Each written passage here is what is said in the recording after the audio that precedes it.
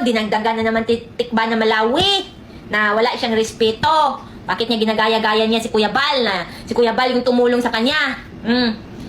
Inisip pa ni Kuya Bal at Renato pa niya na si Tikba na Malawi ay anak niya at tiburito pa ni Kuya Bal si Tikba na Malawi. At maswerte nga si Tikba na Malawi kasi halos yung mga sponsor na malalaki ay nasa katikba na Malawi. Pero hindi niya yun inisip kung ano yung mga effort na ginawa ni Kuya Bal para sa kanya na maiahon sa kahirapan. Ano yung sinukli ni Tikba na Malawi? Pinatolpo, ginagaya-gaya yung boses. Ano na ngayon? Ang ating iniintay. Nanlilimos na naman si Beyonce. Di mong gwapa.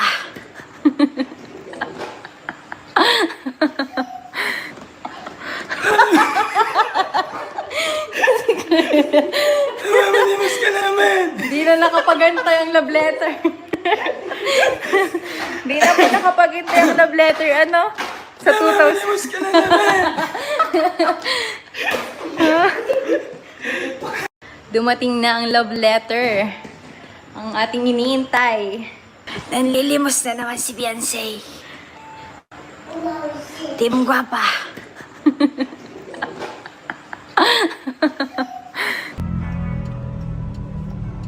Oy, magandang araw po sa lahat, mga kaibigan. Kumusta po ang bati sa atin? Kumusta po ang ating mga kalingap supporters,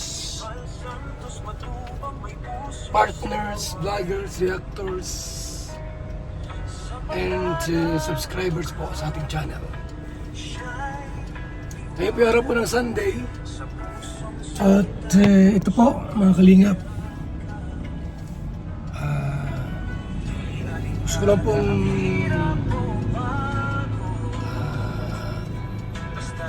tawag dito i-play yan, no? Bigyan po ng counting reaction po itong magandang pagkasalay about po sa nangyari, no, sa tulpuhan. Yan, no? Para mas madaling maintindihan po at mas malinaw po sa atin. So mga kalingap, isa pong reactor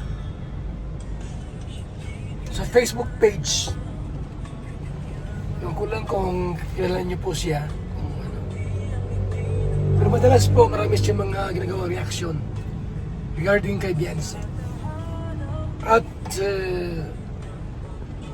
sa iba't ibang ano po, no?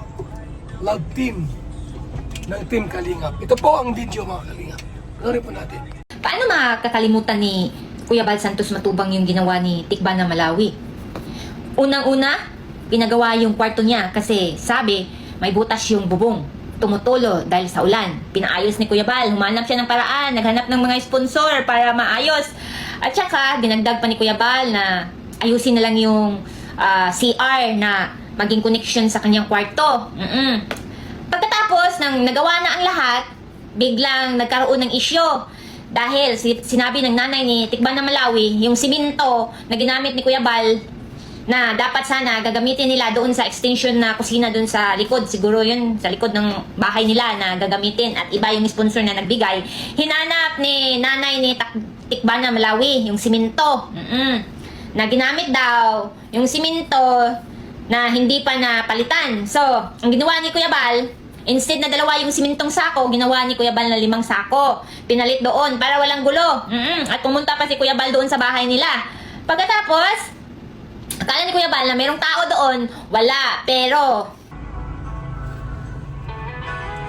Alam-alam po, no, yung kwento, mga kaibigan. Alam-alam ang buong kwento. So, lahat yan po'y totoo yan. Ano?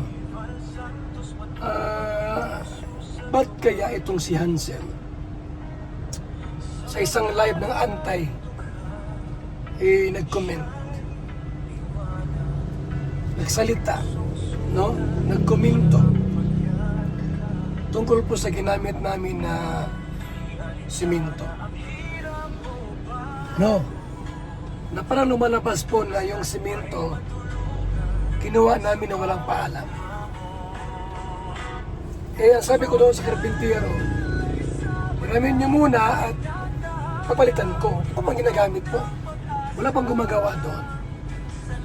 Pero nag-comment po doon sa live na may live, sa Antay, na bakit daw kinuha namin ng simento samantalang may mga sponsor naman daw.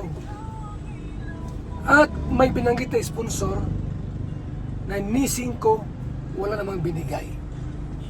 Kaya ako po ay parang nagalit. Kasi kumbaga sa ano po, bahay naman nila yon. Ano po, hindi naman bahay ng iba. Kwarto ng anak niya, CR ng anak niya, bakit pangit ang salita? Yun. So tuloy na po ang video mga kaibigan. Tuloy na po ang video. Nang nalaman ni Kuya Bal na meron palang tao doon na binidyuhan si Kuya Bal na naghahakot ng 5 sakong simento na nilagay nila doon sa biranda, doon sa terrace nila ni Tikban na Malawi. Akala ni Kuya Bal na walang tao, meron pala nagve-video. Yun yung nagsimula at noon sana na yon na nagkagulo yung IDSE dahil sa sinabi na madilim, dahil sa dinala sa dilim yung kadiliman. So, para ayusin yung gulo at ipagbati si Ido at saka si Biancy at saka yung pamilya para humingi ng paumanhin or sorry. So, nagkausap sila kasama si Kalinga Prab. Nagkaliwanagan. Akala ni Kalinga Prab, ni Kuya Bal at maayos na yon at saka ni Idsi. Na dapat sana for the next day pupunta sila mag-abroad, may travel sila, may tour sila dahil sa Velvet Box. Na akala ni Kalinga Prab na sasama si Tikban na Malawi at yun na yon na biglaan na hindi sumama si Tikban na Malawi dahil nagkasakit. Yan na nga yun yung simulang istorya na ito. Yun. Tapos, sabi pa ni Kalinga Prab na kinuhaan na si Tikban na Malawi ng visa, lahat, flight, ticket, lahat, pero hindi sumama. So, doon na, nagkaroon na ng problema.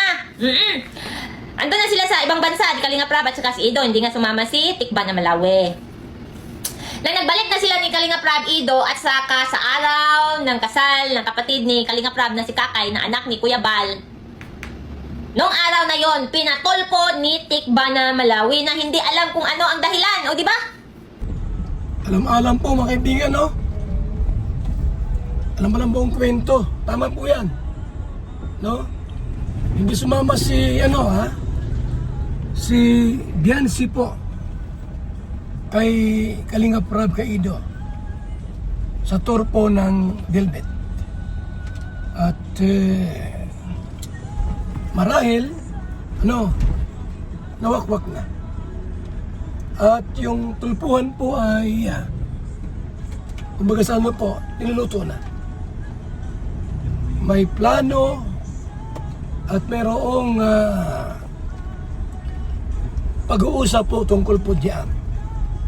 So, hindi pinasama sa Velvet Tour at yung tulpuhan po ay kinakasan na po. So, tama itong anong ito. Itong sino ba ito? Ang reactor, di ko pakilala kung ano. Ano bang channel o Facebook? Basta nakita ko rin sa po na nag-reaction. Okay, tuloy ito po ang video mga kaibigan. Ano nyo? I-recall nyo yung pangyayari. Pinatulpo si Kuya Bal habang kinakasal yung anak ni Kuya Bal na si Kakay. Yan yung hindi makakalimutan ni Kuya Bal, kaya hindi niya makakalimutan lahat yung ginawa ni Tikban ng Malawi dahil sa araw pa sa kasal ni Kuya Bal. Sa araw pa sa kasal ni Kuya Bal. At ngayon, at sana medyo malinaw-linaw na, pero dinadagdagan na naman ni Tikban ng Malawi yung niya. Nagawa niyang pang babalakura ba yan or yung pag gaya-gaya ng busis ni Kuya Bal. Dinagdagan naman kasi gumagaya siya ni Kapisot. Na gumagaya-gaya siya ni Kapisot at ginaya na rin niya si Kuya Bal. Ang ating iniintay. Nanlilimos na naman si Biancy. Team Guapa.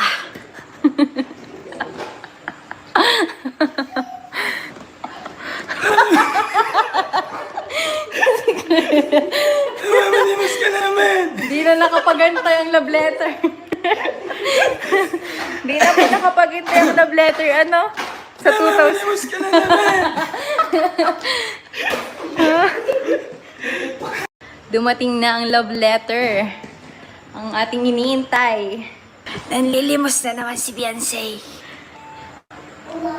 Team Guwapa.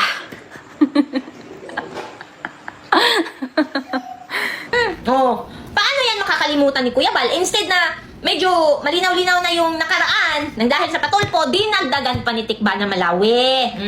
Ito, tingnan nyo to. Ito yung mga pangyayari. Oh, yan. Si Kuya Bal, na ano na naman yung isip niya, nabukas na naman yung isip niya sa ginawa ni Tikba na Malawi noon. At ngayon, dinagdagan na naman Tikba na Malawi na wala siyang respeto. Bakit niya ginagaya-gaya niya si Kuya Bal na si Kuya Bal yung tumulong sa kanya?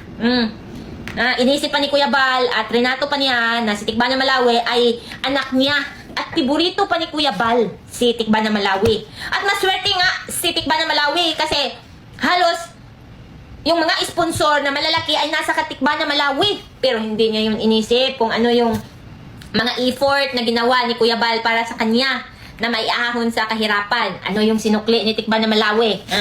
Pinatolpo, ginagaya-gaya yung boses. Ano na ngayon? Kaya hindi makakalimutan ni Kuya Bal. Yan yung rason.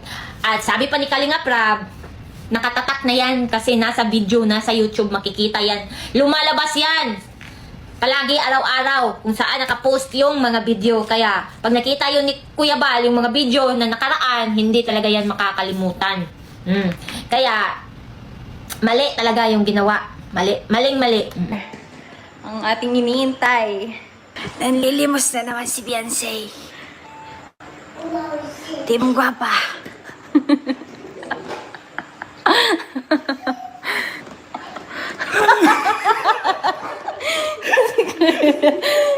Limos ka na naman! Di na nakapag-intay ang love letter. Di na po nakapag-intay ang love letter, ano? Sa 2000. Limos ka na naman! Dumating na ang love letter. Ang ating iniintay. Nanlilimos na naman si Beyonce. Team Guwapa.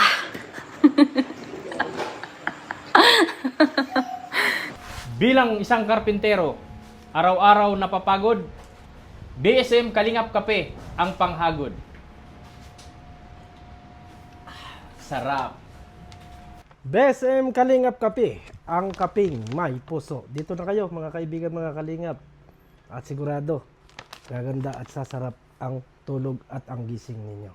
BSM Kalingap Kape, napakasarap, nagpapagaling sa mga taong may sakit. Hirap ako magbuntis, pero dahil sa BSM Kalingap Kape, ngayon nabubuntis na ako. Kaming mga OFW, laging pagod sa trabaho. Pero dahil sa BSM Kalingap Kape, meron kaming energy. Ayan mga kalingap, mag-BSM kape na kayo.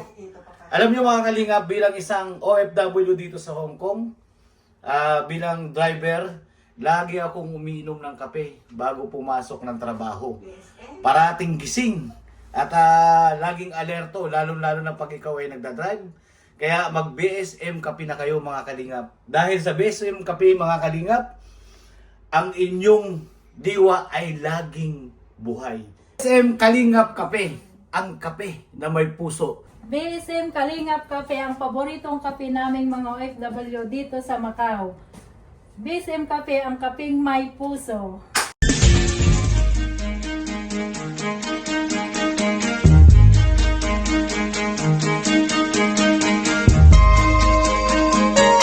Ito ang palatuntunang tunay na lingkod bayan. Ang programang tututo sa kapakanan ng mga mamamayang kapos sa kapalaran. Si Kuya Val Santos Matubang, ang inyong katuwang.